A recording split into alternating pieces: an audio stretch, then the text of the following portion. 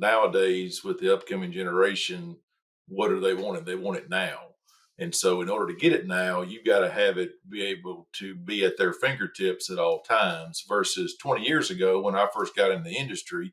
It was all paper based. It was flyers that were mailed out, or it was a poster you saw in the hallway, or it was a sign on the billboard. And while some of those things are still relevant in our marketplace, they aren't near what they were then, and they've been replaced by how can I get it now? If I put in a Google search, what will come back to me? And if you're not up towards the top of that page, you're not going to get picked.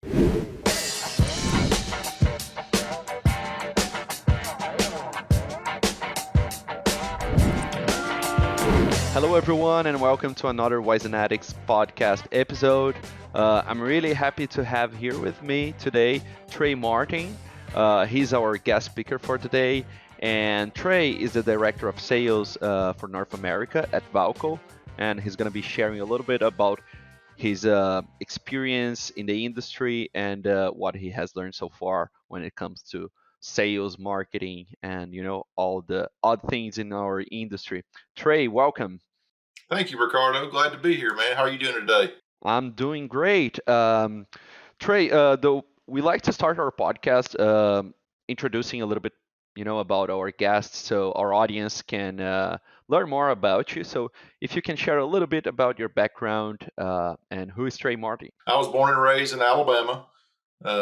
I went to school at Auburn University, War Eagle, for those out there who are Auburn fans. I graduated from there and went to work for Tyson Foods directly out of college. I worked there for about 14 years, all in live production. So working as far as the service representatives go, out visiting with the farmers day in and day out, all the way up to a senior level manager role whenever I decided to make the move to Valco. So I came to Valco back in 2019 as a territory sales manager, covering the Upper Midwest, and then was able to fortunately grow into the director of sales role that I started here about 2 years ago. So family wise, I'm married. My wife Erin. We have one daughter, Veda. She's 13, and we live here in southern Indiana, which is not too far from Louisville, Kentucky. More people probably know more about that than they would southern Indiana. Bourbon capital of the world, by the way, as far as Louisville goes.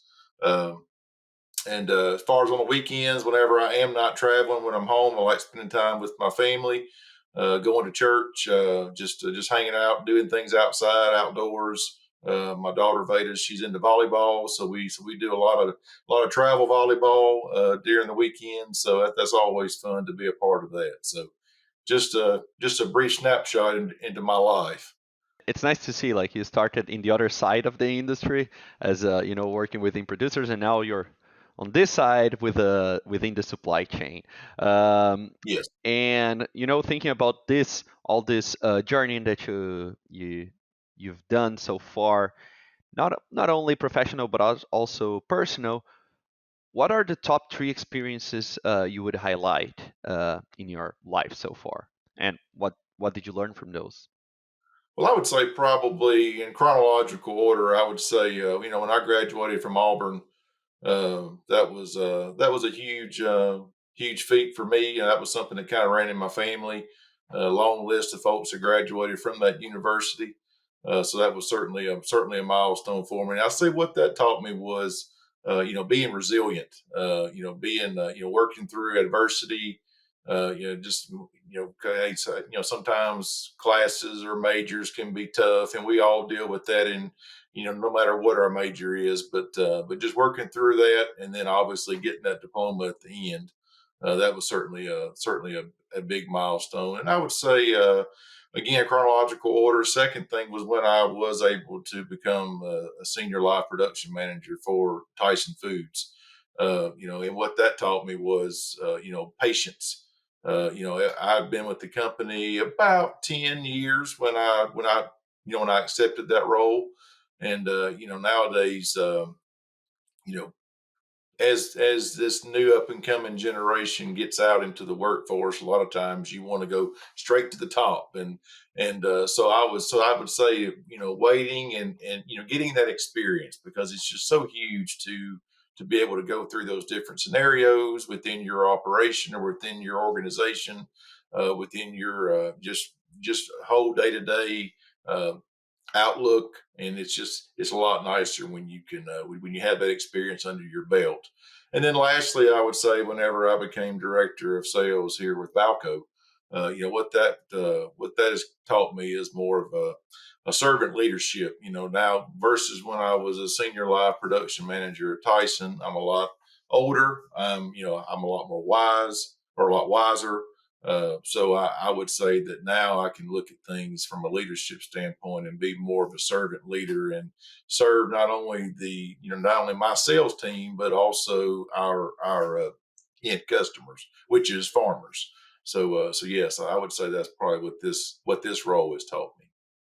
Great. So resilience, patience, and leadership, important skills, especially if you want to get to leadership positions, and Right. grow as a professional. I really liked it, and I can relate to this, and I just like the what you brought about patience and how new generations, and I include myself in that. Sometimes we want to run faster than we can and get to the results from night to day, from day to night. And one thing that I learned with this was, sometimes if you grow too fast, you're going to grow to a position where you're not yet prepared. So it's not only about getting there, Right. but being prepared to that position. So, and I believe that time plays an essential role here. Things take times; they have their times. Of course, we should not just sit down and wait for things to happen. We need to work to get where we are, but also learn that things take time to mature, right? So, really liked good skills, important ones. Exactly. Exactly. And Trey, so you've been to through different roles, industry like production systems, now supply chain. Now, looking at what you're doing today, how do you think your parents would describe what you do? Well, my mom would say that I'm her world traveler, even though I don't travel the world. I stay in North America, but that's what she would call me if she was talking to any of her friends. But no, I would say that, in short, they would say that you know that I that I am growing the ag industry with looking at ways to make things easier for the farmers, and then obviously making that easier for the world. And because that is, here at Valco, that is our motto, is feeding a hungry world. And obviously our role in that, to help feed a hungry world as an allied partner with the integrators. So I would say that they would just say, he's out there traveling every week, probably gone too much in their mind. Obviously I can't see them as much as I would like to, but hey, it's out there trying to make a difference in the world, and again, trying to feed a hungry world. So Oh, it's a good description.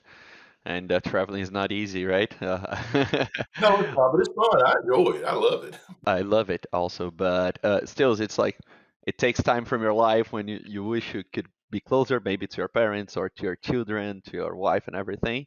But yeah, it's something that definitely brings a lot of value to us, like the way we can grow with the people we know, the new cultures, and everything. So awesome. Exactly. And I just want to start our conversation here, focusing a little bit on your background. So you mentioned you worked in Tyson Foods for about 14 years, right? Yes. So one thing that we discuss a lot of times here is about understanding customers, right? Trying to put yourself on their shoes so you can understand their pains, you can understand their challenges, their objectives, their goals. You were on the other side, and now you are here in Valco supplying to people in positions like you were before. Right. How do you think this experience um, has influenced the approach you have today at Valco? It's been very influential, and I would say that, because in the role that I'm in now, as director of sales, I know what the end customer wants, what their pains are, And whenever they do have a pain, I understand how to help them get through that.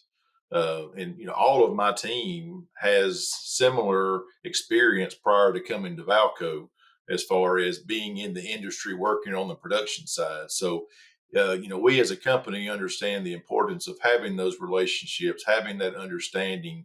So, whenever those pains do come across our desk or do come across a conversation we're having with our customers, we're able to help them through that. And in turn, that's going to help my team become more of a trusted advisor with that integrator and with that customer, because now not only do they have a relationship with that individual, but they also know that individual, understands what they're going through, and understands, hey, they're here to help me.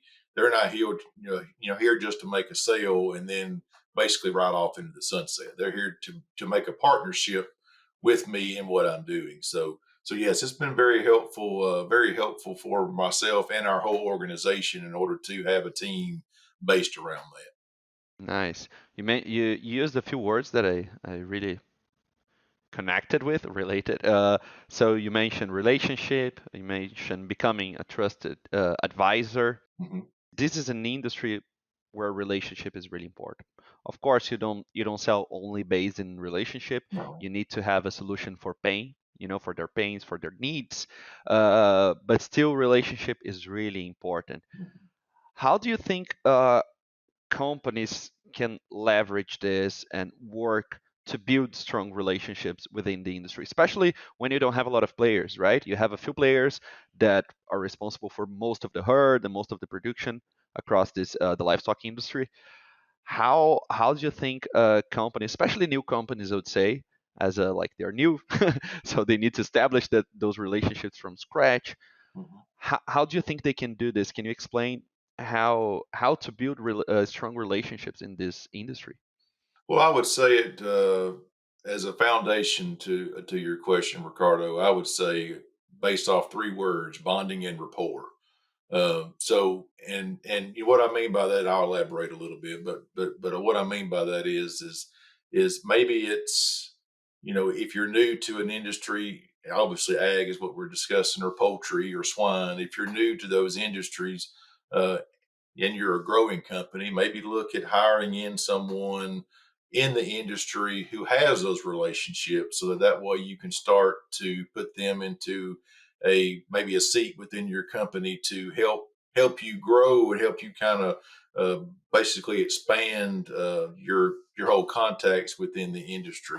That would be one way to do it. But regardless, bonding and rapport is just a way to build relationships. Once you have contacts, once you get a contact with someone, get a meeting, get a customer visit with someone, talk about your personal life. Try to find that connection, because once you find that connection, even if you've never met that person before, maybe you just heard their name last week, and maybe John Smith gave you a lead, and you reached out to them, and they said, "Sure, come by. I'd love to eat lunch with you." And then you go and you start talking, and most of the time, I would say 90% of the time, Ricardo, if you just sit and talk for 30 minutes, an hour, you're going to find things that obviously y'all relate on.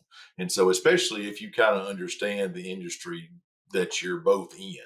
So I would just say bonding and rapport would be the best way to get into, if you're new to an industry, to get in and to start building relationships with your contacts or with your customers. Loved it. Bounty and rapport. So yeah, rapport is something I've learned a few years ago, actually, when I was starting in a commercial role here at Wisenetix. Mhm. I had no idea. I was good in sales and building those relationships. But it was really nice because the first feeling that I got from the industry, especially like in my first meetings, it's you're always like nervous and don't know what's coming. So I was a little bit nervous in the beginning.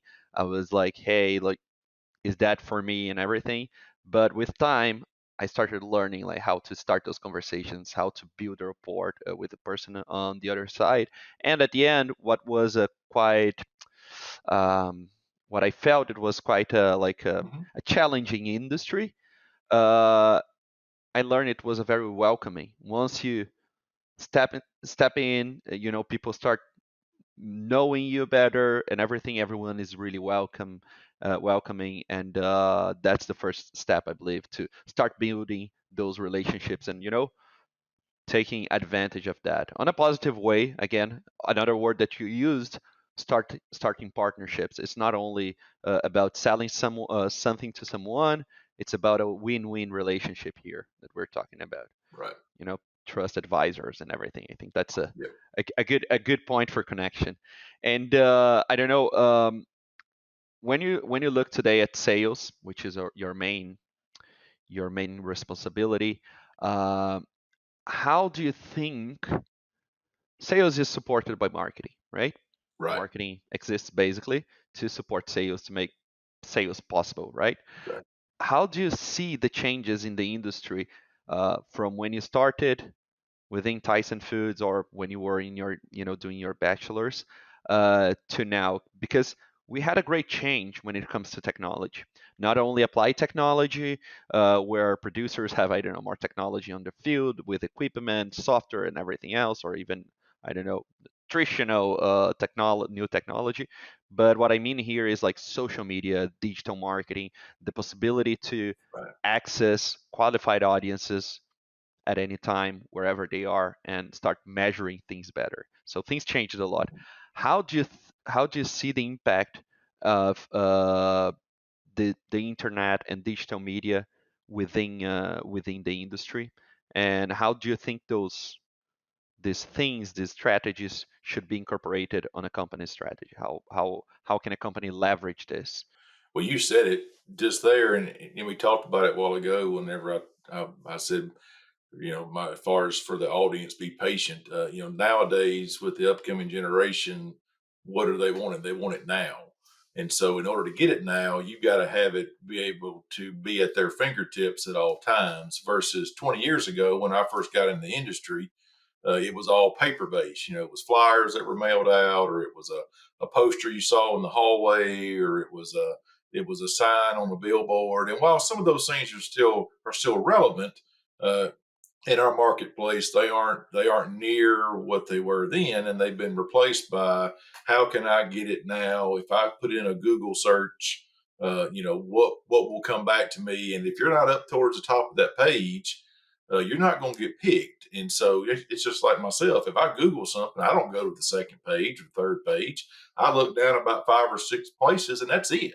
Now with the whole, the whole AI thing that comes up, and that's all the future, and it's one of those things where you have to embrace it and you have to be on board with it. Otherwise, if you don't, you'll get left behind. And so, some of the things that we here at Valco have done is, yes, we still have the paper copy literatures that we can hand to somebody, but nowadays, since they want it and they want it now, we not only have access to it on the web, but also we'll have QR codes that'll be on this literature, so that way they can scan it, they can put it there in their phone, they can save it to their device, and so that way they're not having to carry around a piece of paper at a trade show all day long, because what's going to happen, they're going to end up throwing it away by accident, or it'll get jumbled up. And so this way it's there, it's where they want it. And same thing goes with podcasts, even as far as content, just like what we're doing today. Having that out there, so that way people can access the content that they want to hear when they want to hear it. And shorts, that's another thing that's just really really crucial right now, is to have those available, whether it be on LinkedIn or any other social media platform, to where you can talk about things to help promote your product. So you mentioned podcasts, you mentioned LinkedIn, and all these tools that we have today to connect to the audiences. And the way I see they are essential today. You need to you need to be connected to your audiences, and you need to be present. You need to have frequency and consistency, right? For me, like, this is as we were talking about relationship, this is an industry that happens face to face, right? You need to Right. be on trade shows. You need to have a sales team that or a support team if you work through distributors. But you need to be able to be in front of the people who matter, your customers, right? But Yes. let's say those are 5 days, I don't know, 10 days, 15 days in a year, where you when you sum like the customer visits plus trade shows and everything. But in the other 350 days, you need to be there for them, right? And within thinking about this online presence, a big piece for us today is doing our communication in a way that we are bringing value to the people in the audience, right? We're not just trying to push products. Of course, at the end, every company, if you're a unless you're a non-profitable organization, every company has the ultimate goal to grow and to sell, Right. right? But today, people in general, they don't want to be sold, right? They want to consume content that they believe there's a value there for them, not only like product information. How do you see this? How do you see the importance of creating, producing, and sharing content? And how do you think this can influence brand positioning and the perception of customers? You're 100% correct. The other 350 days of the year when you're not in front of those customers, if you're not out there posting, whether it be a blog that was written about a certain part of the industry, whether it be products that you or maybe it's new products you're releasing, newer products you've already released. But if you're not out there promoting the brand, promoting what products you have and how they can help. Again, back to the whole relationship, trusted advisor. Not only is that for me and my sales team, but also for Valco. Valco be that trusted advisor. So, it's a good way to get that information out there to them at their fingertips. Whereas 20 years ago we didn't have that. It was on a tape or at best a DVD, and we were mailing that out to customers, and so it was turning into a coaster. If it was a DVD, but again, they don't want to be sold. You said it correctly. They don't want to be sold, but they want to have it out there for, hey, I wonder if I have this issue that I'd like to maybe fix. I wonder what I can find out there to fix this pain. And I go to the web or I go to social media and I find that. And so we have to make sure that we're there and not only posting stuff, but obviously reposting stuff, liking things. So yeah, it's all kind of intertwined there to make it all work together. But yeah, it's definitely. And hey, I mean, COVID sped things up so much. Especially doing this right here. Yes, we did these kind of video conferences or video interviews prior to COVID, but they were very few and far between, and really it just escalated everything. I think about a decade. So I mean, there's definitely been there was definitely with that whole happening, and hey, we're all resilient, and so we had to find a way to make it work. So Definitely, pandemic uh, speed up everything when it comes like to online engagement and everything related to online connections, which was, I'm not saying pandemics was good, but no, no, no, no, in no, terms it of was evolution that we got with the problem, that's definitely something that exactly. changed the game and made even more necessary for companies and brands to be present online. Yep, Um, yep. and so we were discussing a little bit about content, about marketing here, and again, ultimate objective here is sales, right? And not only one-time sales, but building true partnerships, customers who are recurringly um, buying from you. That's the big thing that we're looking after. And you are the director of sales today for North America at Valco. How what is it like a common myth that about your job, or about sales, or leading a sales team, that people usually have like a myth, some wrong idea regarding sales or sales leadership? Well, I would say as far as sales in general, whenever you mention the word salesman or salesperson, what's the first thing the most likely the whole general public think? And it's a used car salesman. they're going to come here, they're going to try to push their agenda on me, and they're going to try to sell me something I don't need, and they're going to keep following me out the door, and they're not going to let me leave. And so that's one of the things that we use here at Valco. We use a Sandler selling system to help train myself and my team to basically just get back to treating people like humans, like they treat our customers like we want to be treated. And so we don't go at it like a used car salesperson would do. It all goes back to the whole relationships, bonding and rapport.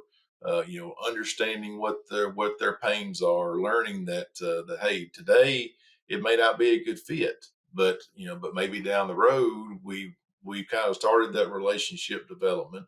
We've been working on bonding and rapport, and so now whenever that customer does need something, then they know to reach out back out to us. And it's kind of one of the things we look at is the first thing that we talk about whenever we sit down for a meeting is not to talk about the weather. All salespeople do that. Oh, hey, it's raining outside, or boy, it was nice today. It's to find those, again, through bonding and rapport, find those common traits or common hobbies that you have with that individual, and then go to that. And so by you going to that, remembering what their wives' names are, or remembering when their birthdays are, and just doing those things, just those little things like that, you'd be surprised at what that gets you. So that shows them, hey, this person's not coming here to push the Valco agenda on them.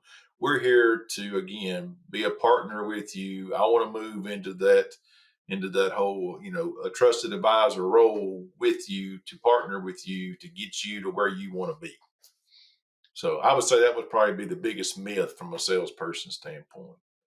Perfect. No, and you were mentioning like uh, as soon as someone listens, like hears like, hey, sales rep, a salesperson, the automatic response to that is like avoiding avoiding those guys, and Exactly. it's a tough barrier that we need to overcome. It's and again, with 5 minutes of conversation, sometimes this barrier is gone because once the guy and the person on the other side notices that, hey, you're a human being, you're not I'm not using bad words here, but like you're that not only to push a product, but for a win-win relationship.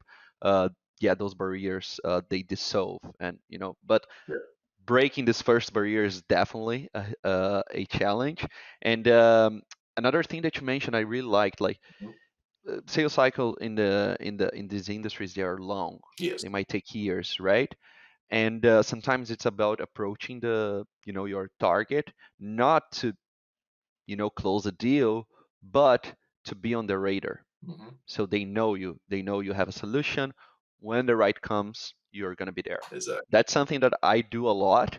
And sometimes I'm trying to get a meeting with a customer, and they're like, hey, you know what, we're not looking for any opportunities, like we're planning, or we work with communications. So usually companies in the industry, they start planning their budget for the next fiscal year, on the second half of the year. Usually their fiscal year is January, December. So from July to November, they would be making decisions and evaluating opportunities.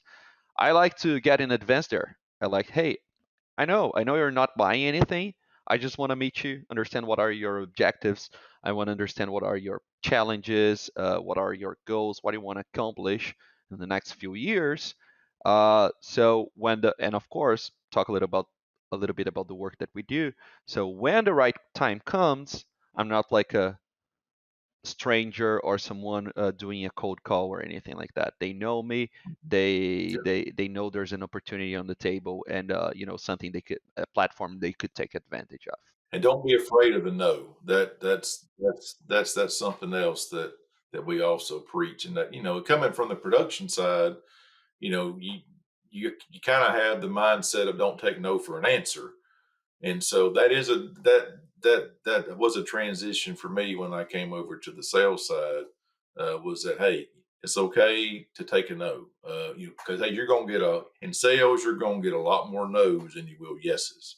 And so it's not to hang your head, not to get discouraged, but just know that, hey, a no today could be a maybe, which could obviously turn into a yes down the road. So, and it's all in how you take that. It's all in how you react to that. If you start acting like you're desperate, then obviously you're going to run that customer away. Whereas if they say no, it's hey, I understand. Obviously you don't have a need for me right now. Just if that was to change in the future, please bring, just reach back out to me, and I'll be glad to help you any way that I can.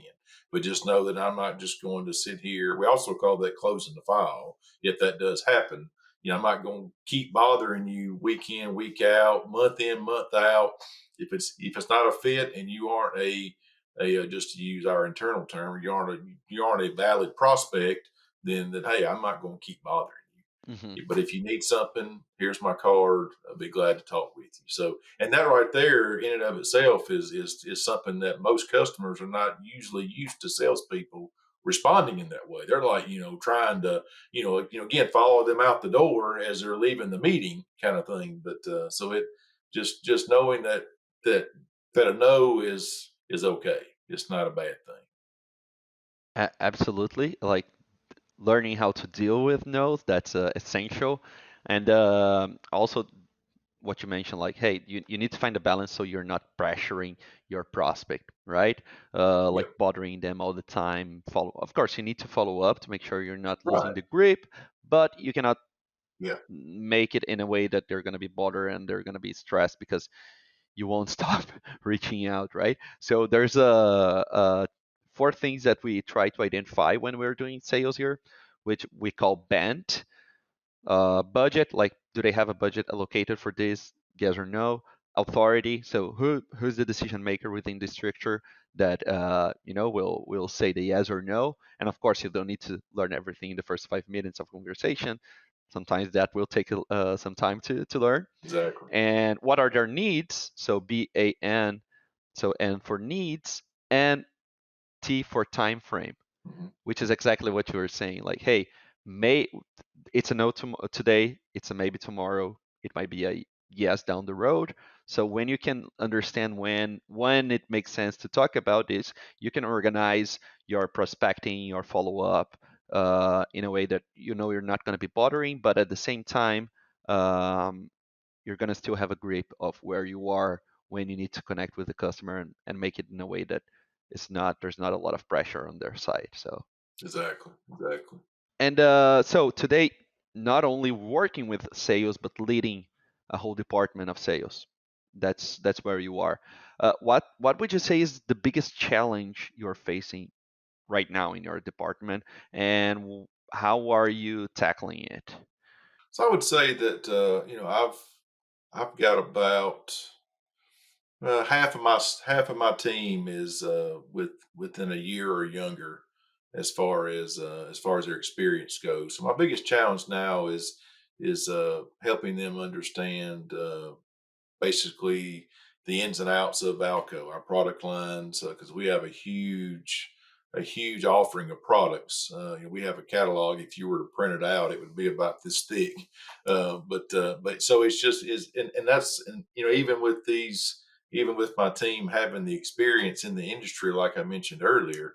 When you swap over to this side, it can be overwhelming when you have that many products to go through and to understand. So that's the biggest challenge. Onboarding, I guess, would be as far as just to shorten it up there, just to make sure that they have the tools that they need and that they understand and working with them. And I was reading a book here recently, and it was called Traction. And one of the things that it mentioned in there from a leadership standpoint is anytime you have change, you have to be prepared to go back to that individual or that team 7 times with that change and show grace and patience during that 7 times.